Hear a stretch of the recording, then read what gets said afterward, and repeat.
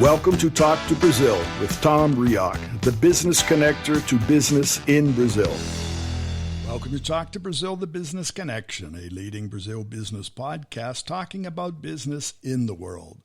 I'm Tom Reaoch, an American living in Brazil, known for business networking, and talking from my podcast studio in Campinas, São Paulo, Brazil. Today's guest is Flavio Oliveira, a communications expert, Brazil and Europe, and he's talking with us today from his office in João Pessoa, Paraiba, Brazil. Flavio Oliveira is the founder and senior communication manager at Junger Communication in Amsterdam, Netherlands, specializing in sustainability, diversity, equality, culture, art, digital marketing strategy, international relations, and future thinking. So with that, Flavio, welcome to Talk to Brazil Business Connection. Hi, Tom. Thank you. A pleasure to be here. It's my pleasure. You seem to have been around and been everywhere, Flavio. For our listeners, help us understand a little bit exactly what Junger Communication does. Yeah, thank you, Tom. Indeed, I have been in quite a few countries for work and studies in the last 20 years. And I did my master's in intercultural communication. And I think that was one of the reasons that I chose Amsterdam, because it's a multicultural city, to open Younger Communication. What we do at Younger Communication, it's all about integrated communications, which I like to call integrated digital marketing communications. We work with a set of tools and frameworks to align all the business objectives of the company and to help the organizations also to identify those business objectives within the communication spectrum. It's very important to consider nowadays that social and digital is an absolutely part of any communication plan, and that marketing, this is already about 20 years that we have been discussing that marketing communication should be integrated. And nowadays, what we are seeing is really a merge of all these areas, digital marketing, communications. And what we offer our clients is really this approach, this holistic approach to marketing communications, taking social and digital at the center of all the strategies and tactics. And of course, culture permeates all aspects of life. Then culture is very much an important point for Younger Communications to consider, especially when organizations are seeking to expand their business, to go internationally. It's very important to consider the culture factor. Well, I think your example of the Netherlands has always struck me. One of the first companies that I worked for here in Brazil, the first one was Danish, and then they merged with a Dutch company. And I had the opportunity to go, obviously, to Denmark and to Holland on quite a few occasions. I've never met a Dutch person that didn't speak, I would say, at least 4 languages. And the Dutch seem to, from what you just said, they have a cultural understanding, a multicultural understanding, and they've always had a definite, deep understanding of international relations and international commerce. So I think that's a prime fit for where you are. Oh, thank you very much, Tom. Oh, indeed. If you look at art pieces, from the 15th, 16th century in France, Spain, Portugal, all those European countries, even England, they were very much about religion, about people going to the church, and very much about parts of the Bible, painted. And if you look at the paintings from the 15th, 16th century in the Netherlands, they're all about businessmen, most of them really around the table doing business. Then this is a 500 years tradition, of perhaps because they have quite a small country, then they always needed to trade to survive. And this is in their DNA. One of the biggest startup ecosystems in the world is in Amsterdam, in the Netherlands as a whole, but Amsterdam concentrates a huge amount of incubators and accelerators because entrepreneurship is really in the Dutch people DNA. It's impressive. And as you said, they can communicate very well. Sometimes you speak with a Dutch person in English, do you think they are native, either from America or from the UK, but they have a perfect English because they are really taught in school that they will need this diplomacy, this international relations relation mindset in order to thrive in their business life. Either they're going to open a small business and trade to the whole world, or they are going to really to create companies and expand their borders far away. Then this is very much in the culture of the Dutch society, not only, as you said, to be business minded, but very much to be international, welcoming, and to work across borders since early history of that country. Now, another thing you mentioned, when you mentioned that the cultural intersection of Dutch companies, besides understanding the culture, they understand that consumer relations are part of a culture. The way we consume, the way we look for things that we want is part of our culture, whether that's American, Brazilian, whatever. And it seems that Dutch companies have integrated that also very well. At the same time, reaching out for opportunities, but they seem to understand that cultural relationship from the consumption standpoint. Oh, definitely. I think that the Dutch has a very developed way of doing business. They really consider the customer in the center of most things they do, especially the large companies. I lived in the Netherlands for nearly 10 years, and it was impressive to see how developed the consumer rights are and how companies position themselves in the side of the customer. And the more they do that, the more they get engagement and they get traction to their campaigns and they get sales done. Then it's impressive that the difference, if you compared to Brazil, that's my home country. But indeed, we have a long way to go, especially in consumer rights, in business mindsets, and especially in international relations. But you're absolutely right. The Netherlands have gone a long way in what comes to consumer, to ways of doing business, and to international diplomacy. Yeah, and what you mentioned out there, you said the Netherlands is small. But sometimes I think small is big and small is good, or it could be good, just because of what you said. And you also mentioned the word survival, that the Dutch had to survive. So I think that's also part of companies today. Many companies, many persons are trying to literally survive. So the integration also comes with focus, right? Oh, definitely. And I think it's really important to remark that you have to know what you want to focus, because I have worked with many different organizations that had very clear business objectives, but they didn't really know where to focus. Right. And of course, you have to follow a path, right? To get somewhere, you have to go through all the steps before getting there. It is important to focus on what's most important now, what's the priority, or what can be done now, because sometimes you have really to build a foundation, especially when you come to communications. For instance, content today is discussed all around marketing, communication, and digital platforms as one of the key factors to consider when trying to promote your company as a trustable partner. And one thing that I have specialized in the last few years is thought leadership, is how to position the company as a thought leader, as a trustable source of information, because in the very end, we are all information seekers. And it's all about data, and also to be able to evaluate what you're doing. The more data you distribute, the more insights you're going to get. For instance, we created an ebook for one organization that had issues in engaging with their customers, and the ebook was only about success stories from their customers, from customers that acquired different products and services from that organization and had extreme success. And of course, they were really keen to be featured in the ebook. Then it was no problem to collect the content.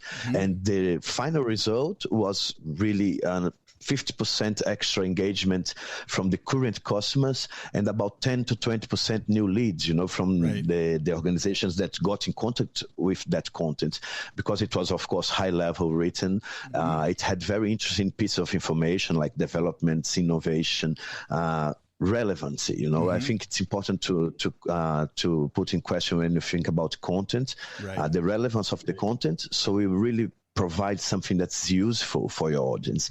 And from the point you become useful for your audience, apart from your products and your services, you become a trustable brand, a cherished brand. Right. And I think that's where you're going to get in the end long-term relationship with your clients and true stakeholder engagement, that will last, not a focal point engagement, but something that you get in the long term that will be highly beneficial for your brand to consider. No, I definitely agree with you there that I think developing, trust is sort of everything today. And even in the digital marketing, many times we're not sure even if the news that we're seeing is correct or true. So I agree with you that the need to develop that trust comes over time. And as you mentioned, we are content seekers, but at the same time, we are content providers. So what we say is also content. So that alignment of trust, the credibility factor is important.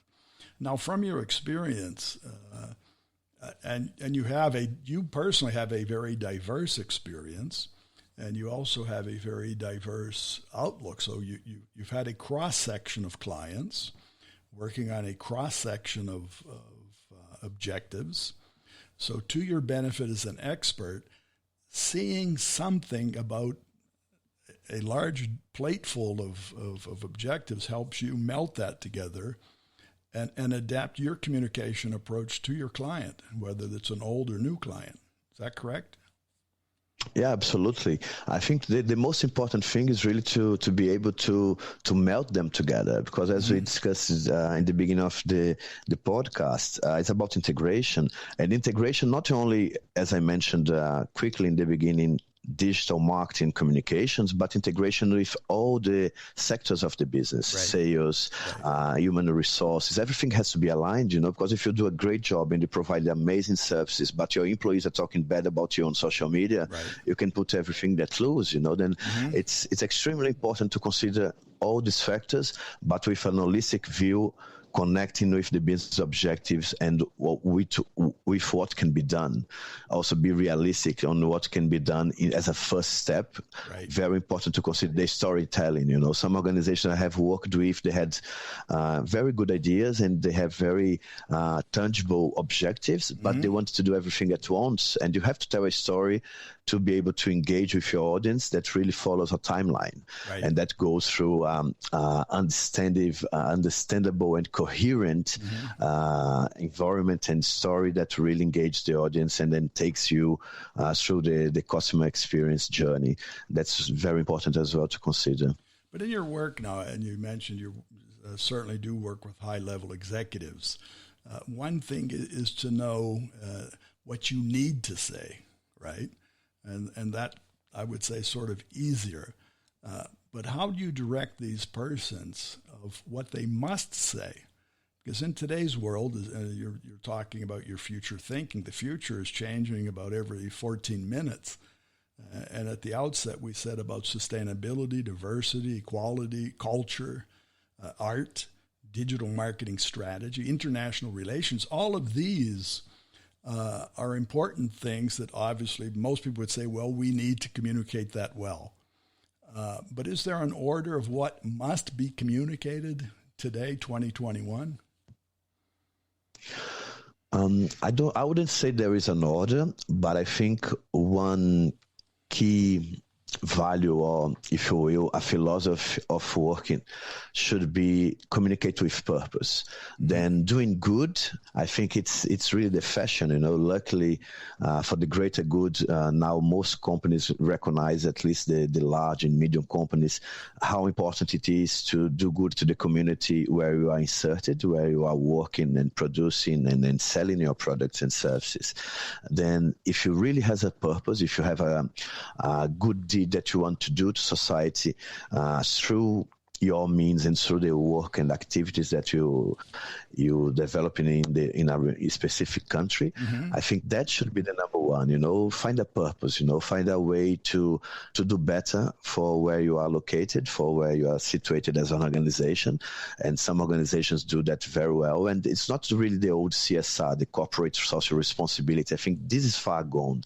I think it's really about purpose, about contributing to a better world. If you take, for instance, climate change, and many organizations that are very, let's say, toxic and polluting, and need to change their systematic. It's not only one isolated process, but normally when you come to factories, they need to change the whole system of operation, and it's extremely expensive. But there are many companies that are investing in that, rather than doing heavy marketing and investing millions and millions to do physical appearances in conference and so on. They are trying to invest in more concrete things that will bring real results in a medium and long term to society. And of course, it's very important to communicate that, because otherwise you would be investing a lot of money for a very good thing without getting the best result out there, which wouldn't be the best, and it would be very hard to measure your ROI and so on. Then it's very important to communicate the story in a way that people will understand as well, because sometimes the technological advances is very hard for a dummy, for someone that has no knowledge in that specific industry to understand. Then it's about education as well. Then I would say number one would be find a purpose, and number two, educate your audience, really drive them through it. Create a customer journey where they are going to experience more than your service and products, but they're going to experience, as for instance, some brands like Coca-Cola, you don't experience a drink, but you experience happiness when you drink it. And at least that's what they want to pass. And they do succeed with their main target audiences. Then I think it's that way, find your purpose, educate, and disseminate the information and communicate it in a way that possibly it can be even replicated. Well, that's all in an understanding that today's global world, and if we talk about consumers, many times today we don't know where our consumer is. We might think as a Brazilian company that our consumers in Brazil, or as a German company, it might be in Germany. But with e-commerce and the global digital marketing as it is today, we're purveying and offering content, but we really don't know where these people are. They could be anywhere, so we have to have a communication that can be reached or can be, let's say, understood by whoever's reaching our content. Yes, indeed. And that is the language factor as well. That's really important to consider, especially, for instance, Brazilian companies that want to communicate abroad and possibly to expand their business abroad. If you communicate in Portuguese, it's going to be very hard.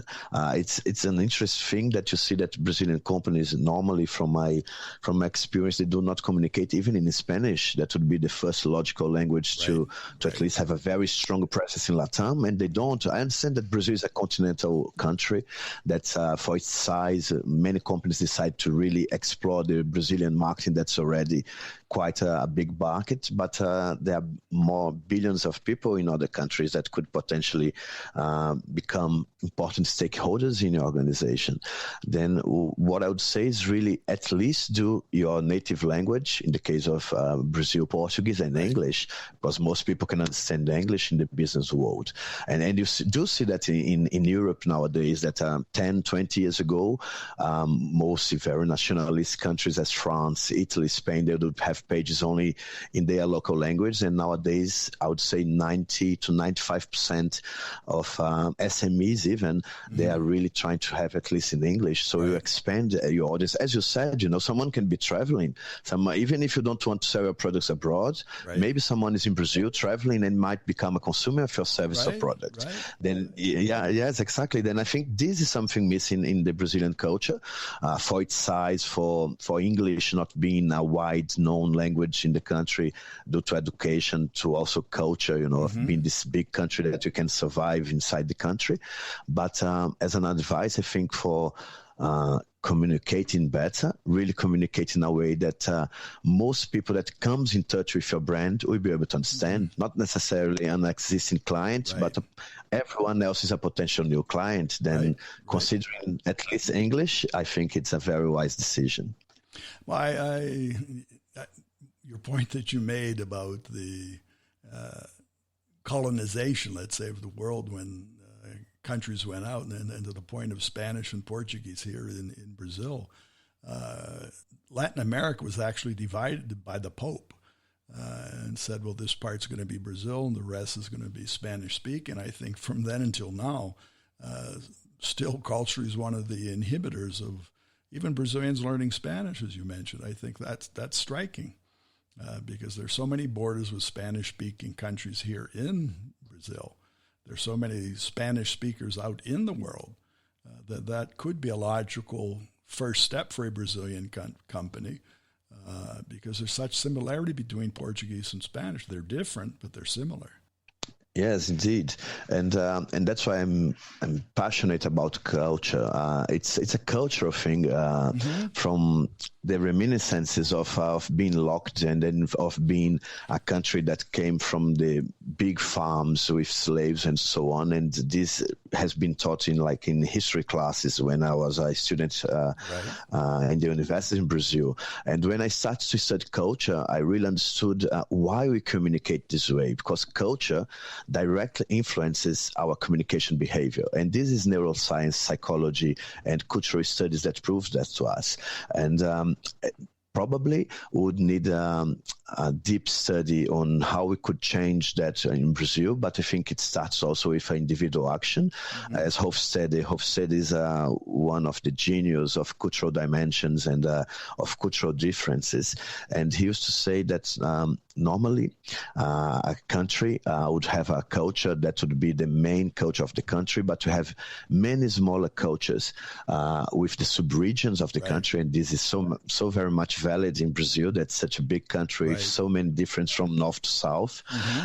And it's also very important to consider that a human being, an individual, can also change its own culture by personal efforts, by trying to learn to deconstruct its own culture. And I would say that businessmen in Brazil would need to start this exercise, and they are trained for that. Cross-cultural communication is very much about that, about breaking the cultural barriers and being able to see far beyond your own limits, your own cultural borders, and accepting that the other is different. And in business terms, we should really accept that the other is different to do more business and to go beyond your borders and to exercise with other languages and with other cultures, which can be highly beneficial. Of course, multinationals recognize that for many years, and that's why they continue to grow, but smaller business as well.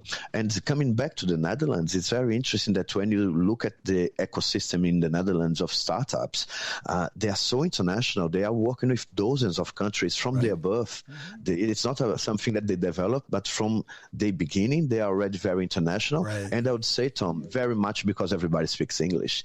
And it's very easy to put their product in the market because they create the product in English, with English names by Dutch companies. And of course, it's much easier to put it in not only in the European market, but in the global market, if you have all of the species in English. Now, well, I fully believe that and agree with you. But another point I want to make, you're back in Paraiba, and Paraiba, I'm not really sure. It may be the size of the Netherlands. It may be a little bit larger. I don't know. But coming back to Paraiba now, that also helps you return a little bit and understand your own culture, right? And you can play and see both sides of the same coin of how things happen and react out in the world, and how you can see the subcultures here. As you mentioned, Paraiba, you have a culture that's in João Pessoa, and you might have a different culture, a different focus in the interior of the state. Oh, absolutely. And interesting that you mentioned that, because after 10 years, it was almost a decade that I was living in between the Netherlands, the UK, and France, and lastly in Spain for an interim position. It's a big difference already inside the country. And when I try to compare the work I have been doing in the last 10 years, I was very much focused on European countries and on European companies trying to come to Brazil, like market opening, soft landing, market intelligence very much. So it's unbelievable how the country has changed. I have to say that on one side, I'm very happy and very surprised as well to see how things have developed, especially with startups. I really think that startups are leading the way to a new economy and to a new way of management, a very participative way of managing organizations. And I have met people in my region in Paraiba that are working with companies outside South America, very much in Europe and in the US, selling their tech products with high levels of success. But on the other hand, I also see that we haven't developed that much in the sense of taking communication as a strategical part of the business plan, and it's still very much tactical. Of course, there are good examples, mostly of large companies doing good communications in Brazil, but we are still far behind of being considering communications and marketing as a strategic part of the business. Sometimes some part of marketing like price and place and look and distribution, they are indeed part of the business plan, but communication most of the time is just a tactical and isolated effort that wouldn't get the best results that would be possible if you would have an approach that would consider digital market communications in the center of your business plan. But as I said, there are good and bad things. It's good to see that startups are developing very fast, but I still see a gap between what communications can be for an organization, what it can achieve, and what's been doing here, to communicate. What it can be, but what it should be. And I think that shows that you certainly have many opportunities here in Brazil, besides working and the continued development of your opportunities in Europe. But there's much to do here. Oh, yes. And actually, this is something that I have been hearing from my peers in Brazil, that I should come back to Brazil and work together to really internationalize the country. And this is something that I'm considering. As I mentioned, my company is in Amsterdam, and I still have some projects in Spain, and I'm in between these countries.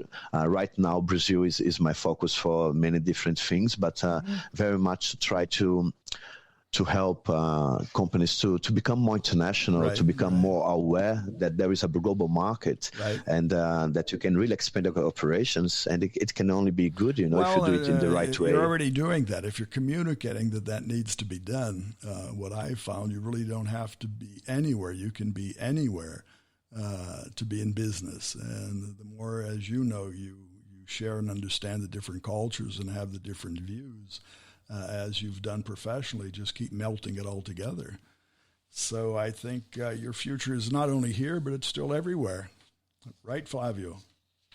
Yes, thank you very much, Tom. Yeah, it's a very good way to see it. I appreciate it. Thank you. And I want to thank you. Unfortunately, we're coming to the end of our time, but we will be back in the future. We'll be talking more. And for our listeners, I'd like to remind everyone that you'll be able to find Flavio Oliveira on LinkedIn. That's Flavio, Flavio. Oliveira is Oliveira. So Flavio, thanks again for sharing your time and your outlook for the future with us. Thank you very much indeed, Tom. It has been a pleasure to be here. Hope that we catch up soon. Thank you. We will. I'd like to thank our audience and our sponsor, Focus MI Market Intelligence. Focus MI specializes in market research for the Brazilian agricultural market. More about them on their site, which is www.focusmi.com. Visit our website, talktobrazil.com. That's TALK, the number 2, BRAZIL.com. Find our previous shows of Talk to Brazil podcast, also available on all major podcast platforms, including Spotify, Apple Podcasts, Google Podcasts, and also YouTube. Remember, when you talk to Tom, you talk to Brazil and the world. Goodbye, and thanks for listening. Thanks for listening to Tom Reaoch on Talk to Brazil, the business connector to Brazil.